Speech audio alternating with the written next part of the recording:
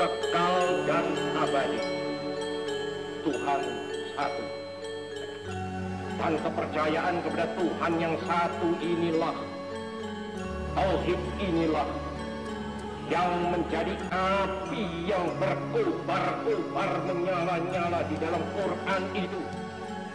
Dan jikalau api ini telah berkobar-kobar dan menyala-nyala pula di dalam dadanya seseorang manusia, manusia yang demikian itu menjadi manusia yang sebagai dikatakan oleh saudara Hamka,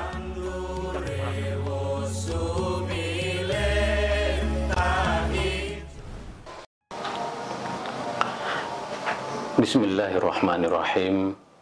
Assalamualaikum warahmatullahi wabarakatuh. Alhamdulillahi rabbil alamin. Assalatu wassalamu ala sayyidina Muhammad wa ala alihi tayyibin wa sahbihi al-muntajabin wa tabi'ina lahum bi ihsanin ila yaumiddin. Bapak, Ibu, Saudara dan sahabat yang berbahagia, kita berjumpa kembali di dalam kajian pemikiran keislaman Bung Karno yang kita terus sajikan menjelang buka puasa. Mudah-mudahan pengajian ini menyertai keberkahan kita dalam melaksanakan ibadah puasa. Tentu sebagai hamba Allah yang taif ini, marilah kita bersama-sama terus bersyukur atas segala rahmat dan nikmat yang telah dianugerahkan Allah kepada kita semua. Di tengah pandemi COVID-19 ini, kita memang harus terus banyak berdoa, berzikir, bermunajat, bersyukur karena kita diberi kesehatan dan kita menjalani ibadah puasa ini di tengah situasi yang penuh suka, penuh duka, tetapi sekali lagi tidak mengurangi ibadah kita. Selawat serta salam marilah kita sampaikan kepada baginda Rasulullah sallallahu alaihi wasallam. Innallaha malaikatahu yusholluna 'alan nabi ya ayyuhalladzina amanu shollu 'alaihi wasallimu taslima. Sesungguhnya Allah dan malaikatnya berselawat kepada baginda Rasulullah. Maka selawat-selawat yang kita terus sampaikan ini insya Allah akan juga menjadi tombok hati, obat hati, di mana kita selama bulan Ramadan ini menambah ketenangan, kebahagiaan, imunitas. Saya sendiri percaya bahwa selawat kepada baginda Rasulullah itu menjadi imunitas batin kita, menjadi tombok hati, menjadi timbul qulub kalau bahasa dari kalangan nahdiyin, obat hati. Maka marilah kita perbanyak kepada selawat kepada baginda Rasulullah sallallahu alaihi wasallam. Bapak Ibu sekalian, sahabat Islam ramah yang saya hormati,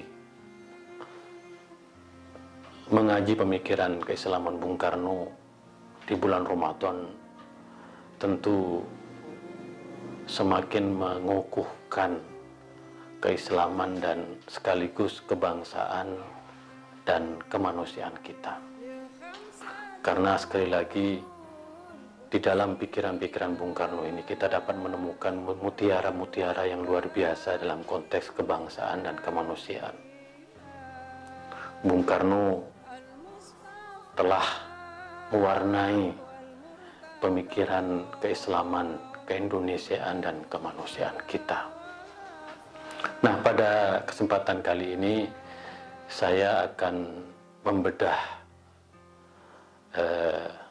tulisan dan pidato Bung Karno yang disampaikan dalam kuliah umum di Universitas Indonesia pada tanggal 7 Mei 1953. Dalam kuliah umum itu Bung Karno menyampaikan sebuah pemikiran yang sangat luar biasa, jujur, ini akan menjadi fondasi dan inspirasi bagi kita dalam membangun Indonesia yang berkait kelindan dengan spirit keislaman.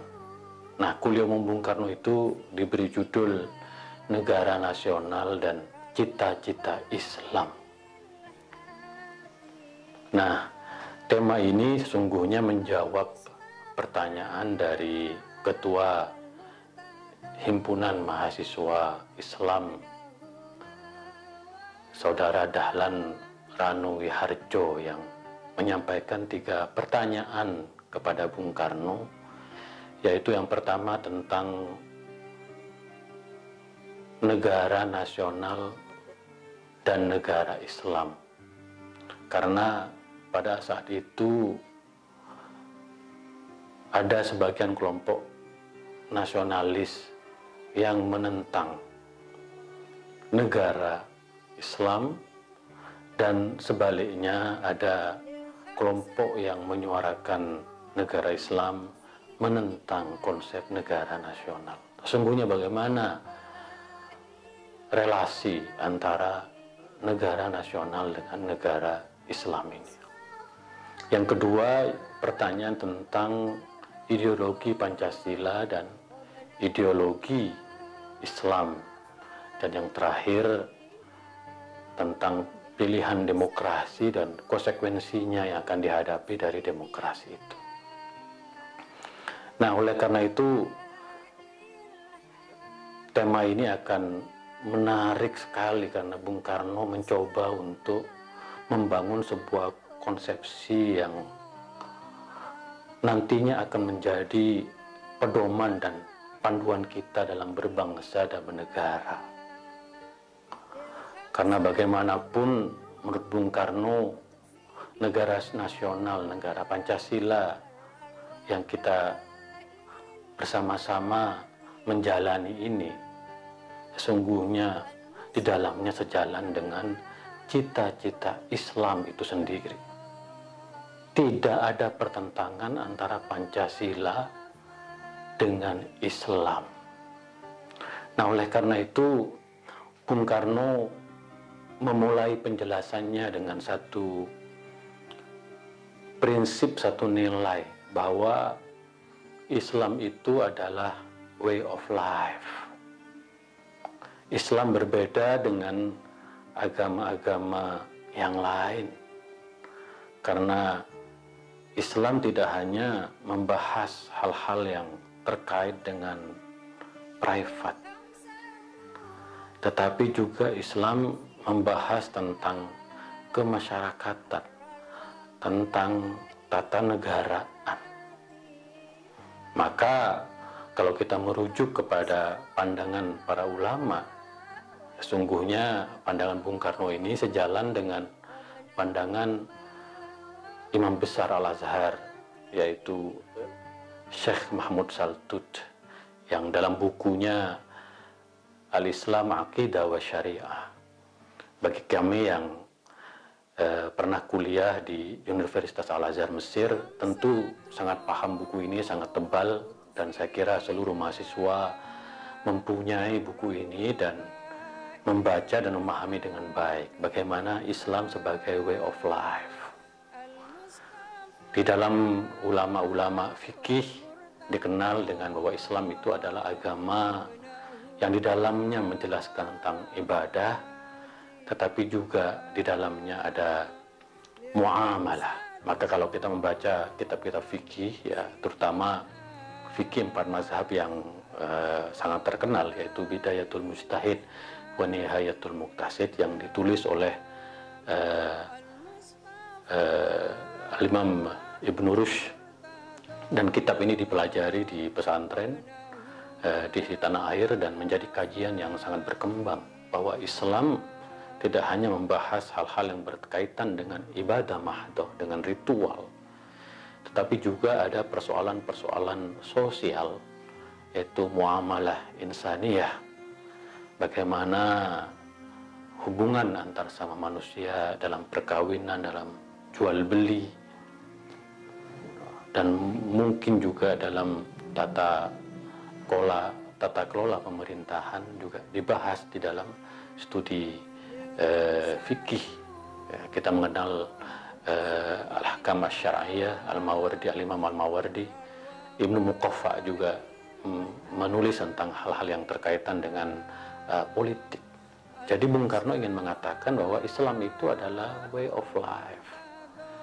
Dan kita sebagai umat muslim meyakini itu. Di dalam Al-Quran disebutkan udkhulu fis-silmi kafah. Masuklah kamu dalam kedamaian dalam Islam secara kafah. Bahwa kita sebagai umat Islam meyakini bahwa Al-Quran dan Sunnah Rasulullah SAW di dalamnya banyak memberikan perhatian terhadap hal-hal yang terkait dengan ibadah dan juga muamalah. Ada satu hadis Rasulullah yang sangat menarik, yaitu yang disebut antum a'lam bi umuri dunyakum, kalian lebih tahu tentang urusan dunia kalian. Bahwa Rasulullah sendiri memerintahkan kita untuk terus berpikir dalam hal-hal yang terkait dengan keduniaan. Maka Bung Karno sebagai proklamator, sebagai pemikir muslim pada masanya, melakukan ijtihad penalaran yang sangat luar biasa bagaimana konsepsi negara kita itu dibangun. Disinilah kemudian Bung Karno mengatakan bahwa Islam itu mempunyai cita-cita kenegaraan, tetapi bukan teokrasi, bukan kerajaan.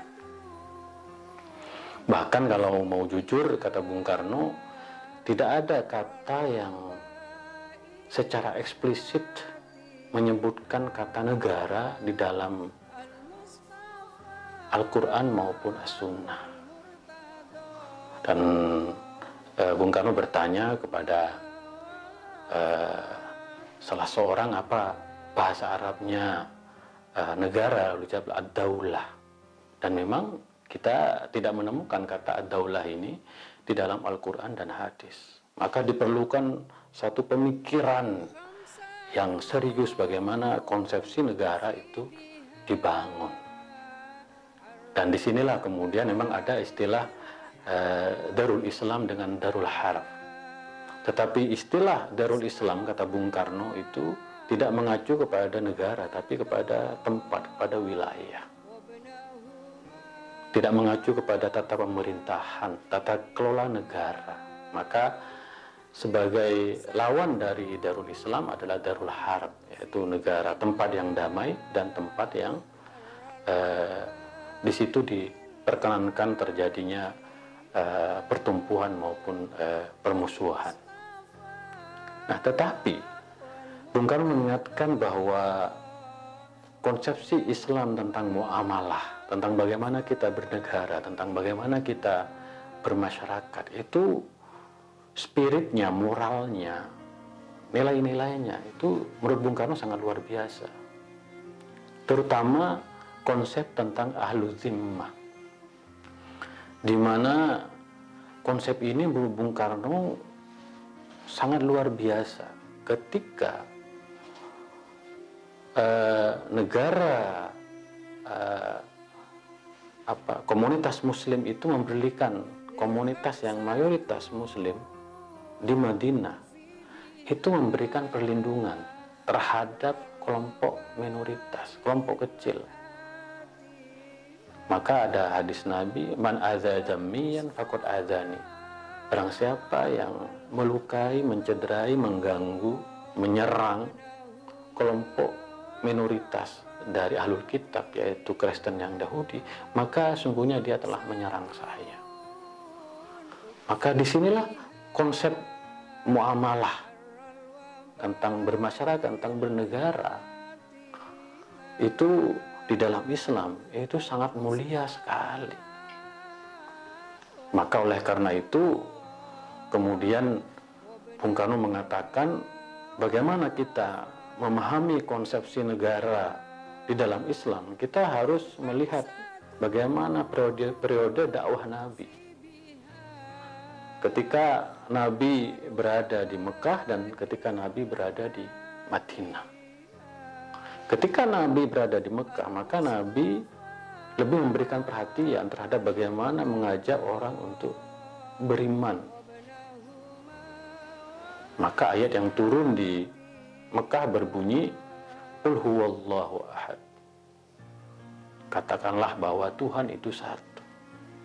Tetapi ketika Nabi Muhammad berada hijrah dari Mekah ke Madinah, maka di sana banyak peristiwa-peristiwa di mana tata kelola masyarakat, tata kelola negara itu dibangun oleh Rasulullah Sallallahu Alaihi Wasallam. Maka di situ ada persaudaraan, maka di situ ada penghargaan terhadap keragaman dan kebinekaan. Maka di situ ada jaminan terhadap kelompok minoritas. Nah, disinilah ketika Bung Karno ditanya di Amuntai tentang bagaimana konsepsi negara nasional yang akan dibangun, akan dibentuk oleh para pendiri bangsa, maka Bung Karno mengatakan kita tidak akan membangun negara agama, kita membangun negara nasional, yaitu negara yang berperi kemanusiaan, negara yang kebangsaannya tidak sempit, bukan chauvinis, negara yang meneguhkan pentingnya nilai-nilai kemanusiaan. Kenapa? Karena kata Bung Karno, Islam tidak bertentangan dengan prinsip kebangsaan. Maka oleh karena itu, konsepsi tentang negara nasional ini adalah harus dipahami dari bagaimana sungguhnya nasionalisme itu dibangun. Bung Karno mengutip dua filosof, satu dari Perancis Ernest Renan dan yang kedua adalah Otto Bauer dari Jerman. Ernest Renan mengatakan bahwa negara nasionalisme itu dibangun karena ada keinginan kita untuk bersatu, untuk bersama-sama.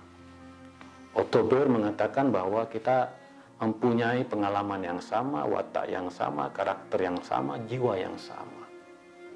Nah, Bung Karno kemudian merumuskan bahwa kita sebenarnya tidak sekedar ingin bersatu dan mempunyai karakter yang sama, tetapi kita secara geopolitik, kita ini adalah negara kesatuan. Maka negara nasional yang dipahami oleh Bung Karno adalah negara kesatuan yang tidak anti agama. Maka Bung Karno mengatakan bahwa negara nasional, negara kesatuan kita tidak anti Islam, tidak anti Kristen, tidak anti Buddha, tidak anti Hindu, tidak anti Konghucu, dan tidak anti paham-paham. Silahkan agama-agama dan keyakinan tumbuh subur di negeri ini, di negara nasional kita, di negara kesatuan kita. Silakan paham-paham tumbuh. Tetapi negara ini adalah negara nasional yang menjunjung tinggi kemanusiaan, yang tidak anti agama, tidak anti paham-paham, yaitu negara yang merdeka, yang berdaulat dalam satu wilayah kesatuan. Disinilah Bung Karno mengingatkan kepada kita semua bahwa negara nasional kita adalah negara Pancasila, negara yang berlandaskan demokrasi. Maka oleh karena itu, kita sebagai umat Islam mendapatkan keberkahan yang sangat luar biasa dari Bung Karno ini.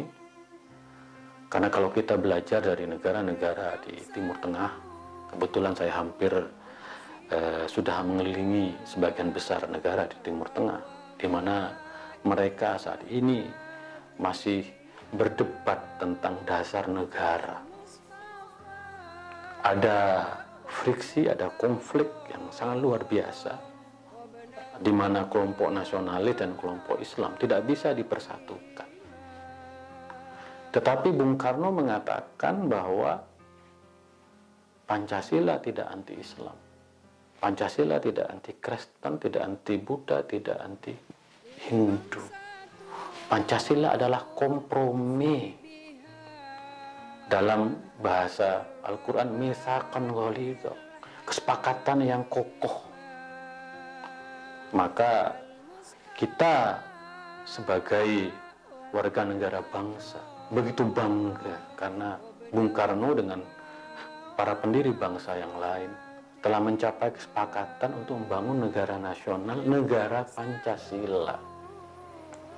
Dan Bung Karno mengingatkan bahwa kesepakatan yang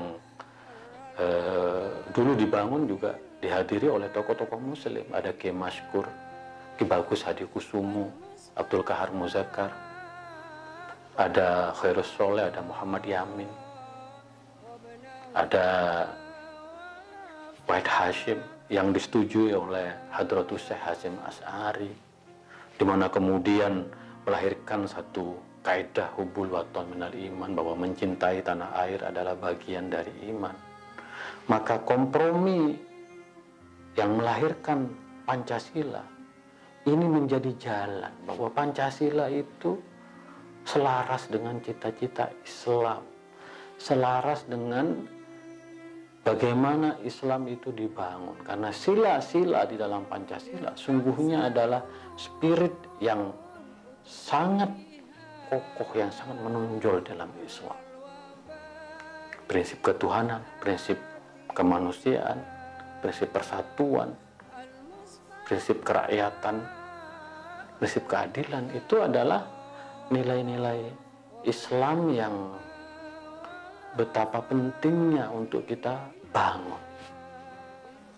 Maka kata Bung Karno, karena negara nasional kita sudah sejalan dengan cita-cita Islam, maka yang diperlukan adalah persatuan. Bung Karno memberikan penekanan persatuan mutlak, persatuan mutlak, persatuan mutlak. Kita sebagai seluruh elemen bangsa harus bersatu padu untuk membangun negeri ini. Yang menarik dari pemikiran Bung Karno sudah mengingatkan tidak perlu lagi di negeri nasional ini ada istilah mayoritas minoritas. Bung Karno mengatakan, wahai umat Kristen, jangan mau kalau kalian disebut dengan minoritas. Kita adalah negara kesatuan. Kita negara di mana sama-sama menjunjung kemanusiaan. Maka kalau kita mengikuti pesan Bung Karno ini, saya kira memang saatnya kita meniadakan mayoritas minoritas. Kita adalah negara Pancasila, negara kesatuan, di mana kita semua mempunyai tanggung jawab yang sama untuk membangun negeri ini menjadi baldatun thayyibatun wa rabbun ghafur. Maka sekali lagi kita lebih beruntung dari negara-negara di Timur Tengah, karena kita sudah mencapai satu kompromi, satu kesepakatan nasional untuk membangun negara Pancasila. Pada tahun 1960, Bung Karno mendapatkan Dr. Honoris Causa dari Universitas Al-Azhar Mesir. Kalau tidak salah, Bung Karno mendapatkan 2 kali Dr. Honoris Causa dari Universitas Al-Azhar Mesir ini. Karena kekaguman Mesir dan dunia-dunia Islam, bahkan juga Vatikan, bahkan juga negara-negara Eropa dan Amerika merasa kagum dengan negara Pancasila yang dilahirkan oleh Bung Karno bersama para pendiri bangsa ini. Bung Karno menyampaikan pidato Dr. Honoris Causanya di Al-Azhar tentang Pancasila dan mendapatkan sambutan yang luar biasa. Bahkan Jamal Abdul Nasir pada saat itu, pada tahun 60, sedang memikirkan Pancasila menjadi dasar atau filsafat Mesir pada waktu itu. Di tengah friksi, di tengah bagaimana konflik politik tentang bagaimana dasar negara, kita tahu bahwa di Mesir banyak kelompok-kelompok yang menghendaki negara Islam atau khilafah, diantaranya Ikhwanul Muslimin yang didirikan oleh Hasan al-Banna pada tahun 1928. Nah, ketika mendengarkan pidato Bung Karno tentang negara Pancasila pada tahun 1960 itu, Jamal Abdul Nasir terkagum-kagum dengan pidato Bung Karno bahwa Pancasila adalah common platform, adalah kalimatun sawa. Di dalamnya ada nilai-nilai yang sejalan dengan prinsip Islam dan agama-agama yang lain. Tapi sayang, seribu sayang, Jamal Abdul Nasir tidak lama setelah itu kalah dalam perang melawan Israel sehingga dia jatuh dan Pancasila belum dijadikan sebagai dasar negara di Mesir. Saya ingin mengatakan Pancasila yang dilahirkan dari proses ijtihad dan kompromi yang sangat luar biasa dari para pendiri bangsa ini harus memperkuat keyakinan kita bahwa di dalam Pancasila cita-cita Islam itu bersemayam. Di dalam Pancasila cita-cita kebangsaan, cita-cita agama-agama, kelompok keyakinan itu betul-betul terserap dengan baik. Maka kata Bung Karno, demokrasi yang kita bangun di Indonesia itu demokrasi bukan menang-menangan, bukan demokrasi bagaimana suara terbanyak menguasai suara yang tidak banyak, bukan mayokrasi kata Bung Karno. Demokrasi kita adalah demokrasi kebijaksanaan, di mana kita sebagai negara kesatuan bersama-sama membangun negeri ini, yang bukan yang besar membunuh yang kecil, yang suara terbanyak bukan membunuh suara yang kecil. Nah, demokrasi yang dibangun karena kebijaksanaan ini meniscayakan ada keterlibatan, partisipasi semua pihak, semua kelompok. Kami yang Muslim harus menghormati kelompok minoritas. Maka sangat disayangkan kalau ada penyegelan gereja, ada penyegelan masjid, ada penyegelan wihara, pura. Ini tidak sejalan dengan prinsip demokrasi yang dibangun di atas kebijaksanaan. Nah, belajar dari Bung Karno bahwa demokrasi kita saat ini adalah kehilangan kebijaksanaannya. Ketika kita, sebagian dari kita menganggap bahwa mayoritas harus mendekte minoritas, belajar dari Bung Karno, mari kita hilangkan sekat-sekat. Tidak ada lagi mayoritas minoritas. Kita adalah negara kesatuan. Maka sekali lagi, negara nasional, negara Pancasila adalah negara yang tidak bertentangan dengan Islam. Bahkan di dalam negara nasional, di dalam negara Pancasila kita termuat cita-cita keislaman yang mulia. Maka tugas kita sekarang bukan lagi mempertentangkan antara negara nasional dengan cita-cita Islam atau negara Islam, mempertentangkan antara ideologi Pancasila dengan ideologi Islam. Tetapi tugas kita sekarang adalah bagaimana mengimplementasikan Pancasila. Maka saya setuju dengan pemikiran Kunto Wijoyo tentang radikalisasi Pancasila. Bagaimana Pancasila itu harus diamalkan, harus menjadi bagian dari pengembangan sains ilmu pengetahuan. Nah, sekali lagi, Bapak Ibu sekalian, sahabat Islam ramah, pemikiran Bung Karno ini luar biasa. Luar biasa, dan kita wajib mengirimkan Al-Fatihah kepada Bung Karno dengan doa-doa tulus juga kepada para pendiri bangsa yang telah melahirkan negara nasional, negara kesatuan, negara Pancasila, yang telah mengajak kita agar berdemokrasi yang bijaksana, demokrasi yang tidak menimbulkan friksi seperti demokrasi ala buzzer yang sekarang muncul di media sosial, seolah-olah kita sedang berkonflik.